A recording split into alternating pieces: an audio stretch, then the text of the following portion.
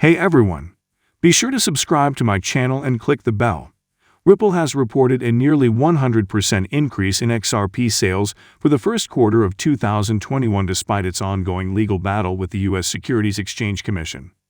Ripple's XRP sales went up to $150 million in Q1 2021 compared to $76 million in Q4 2020, an increase of 97%.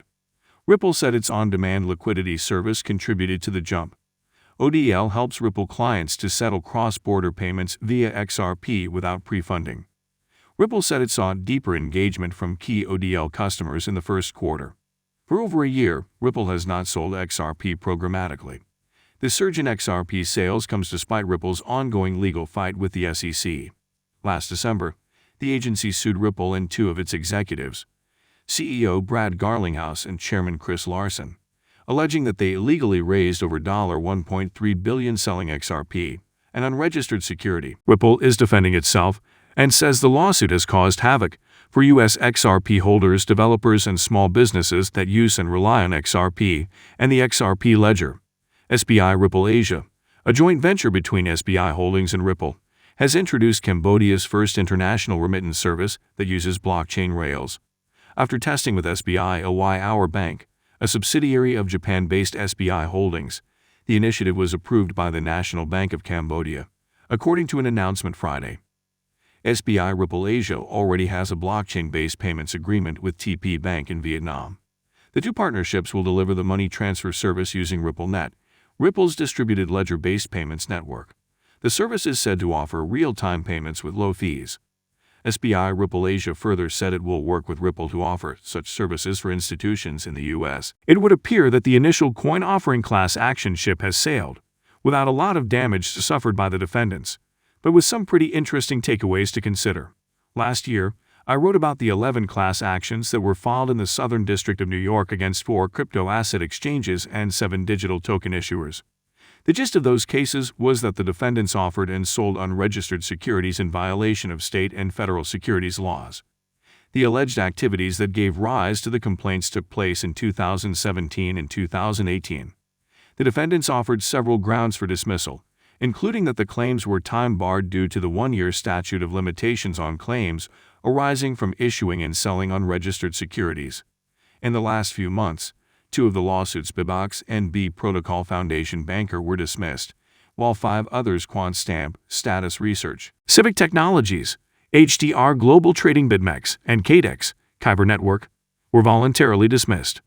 The remaining 4 cases, Binance, KuCoin, Tron, and Block1, are working their way through the legal system. As an aside, the plaintiff in the BitBox case moved for reconsideration of the dismissal of their state law claims on the grounds that their state statute of limitations can be extended for plaintiffs who are ignorant of the law. And the court recently set a briefing schedule on that motion for reconsideration.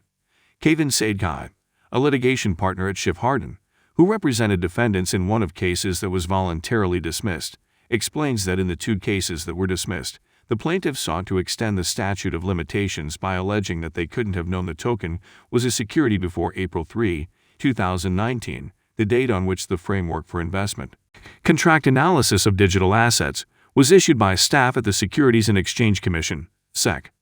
But the courts didn't buy it. Ultimately, it came down to the statute of limitations issue, Saidkai offers. In the 2 cases that were dismissed, the court ruled that there was no basis to extend the statute of limitations, he explains.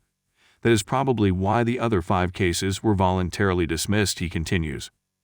Plaintiffs' counsel saw the writing on the wall.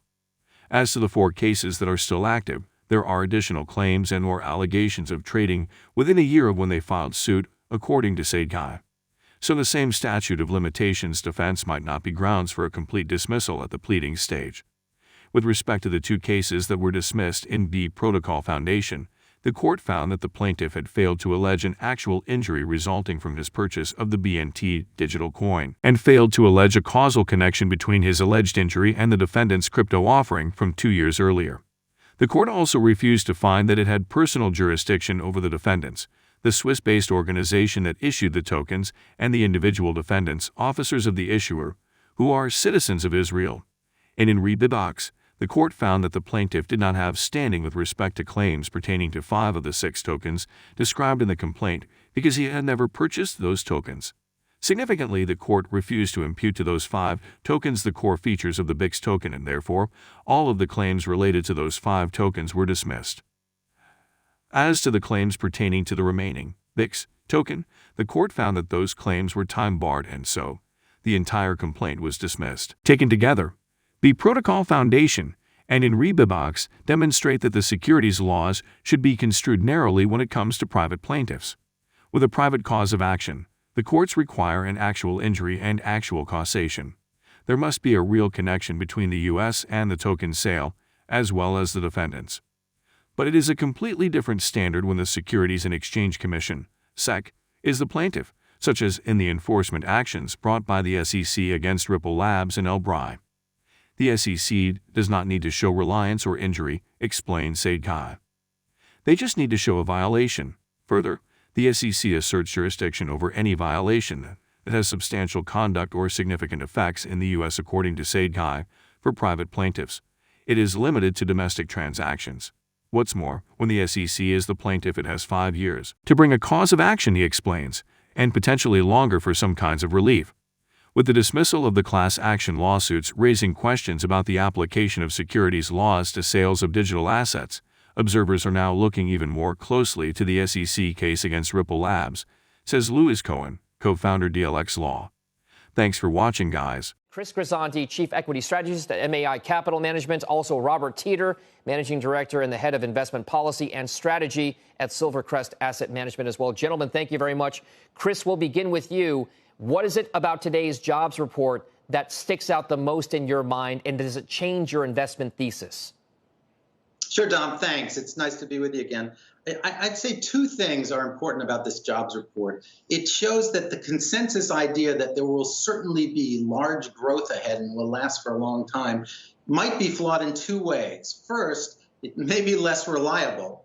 And second, it probably won't last for years. We're going to get great growth this year, and it will probably slack off next year. So that has consequences for stocks that you pick in the marketplace. Now, Robert, I mean, if you take a look at the focus for many traders and investors on the heels of this jobs report, it is squarely fixed on hospitality and leisure. We know that the market's been seeing it for a while. Has anything changed about your outlook for those certain cyclical parts of the economy, given that we've seen this jobs report come out today? No, I don't think anything's changed. You're absolutely right. That's the biggest disrupted part of the job market. About a third of the missing jobs are in leisure and hospitality. That tends to be a lower wage area of the economy, so it doesn't have quite as much impact on spend. It will take some time to get back to normal there, but by and large, markets tend to like things that last for a while, that you have a visible horizon, and avoiding a bit of a boom and bust. So I think overall, the market's digesting this.